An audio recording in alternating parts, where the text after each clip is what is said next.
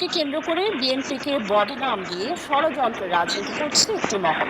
এর উদ্দেশ্য অস্থিতিশীলতা সৃষ্টির মাধ্যমে বিভাজন সৃষ্টি করে নির্বাচন বাধাগ্রস্ত ও জনগণের ভোটাধিকার হরণ করা। কিন্তু তা হতে দেবে না বিএনপি। এসব কথা বলেছেন দলটির শীর্ষ নেতারা। বিএনপির ভারপ্রাপ্ত চেয়ারম্যান তারেক রহমানকে নিয়ে অশালীন ও কুরুচিপূর্ণ বক্তব্য বরদাস্ত করা হবে না বলেও হুঁশিয়ারি দেন বিএনপির নেতারা।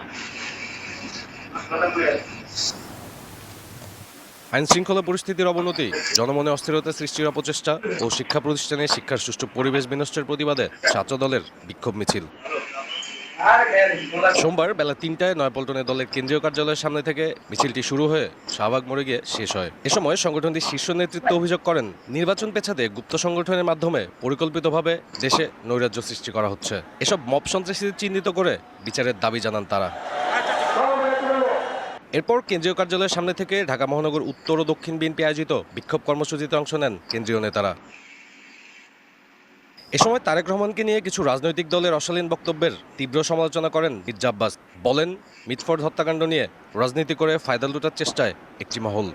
ঘটনা ঘটলো কি আর এর থেকে ফায়দা লুটার চেষ্টা করতেছে কারা, এটি একটু আপনাদের ভাবতে হবে।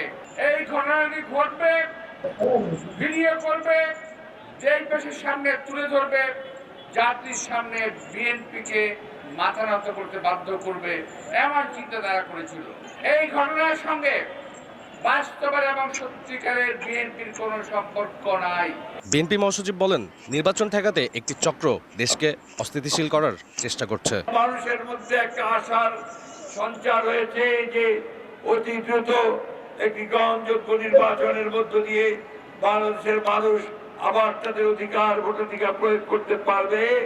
ঠিক সেই সময় ভোটের ঘটনাকে কেন্দ্র করে কয়েকটি রাজনৈতিক অঙ্গন, কয়েকটি চক্র, তারা বাংলাদেশের রাজনীতিকে একেবারে ভিন্ন খাতে প্রবাহিত করার চেষ্টা করছে।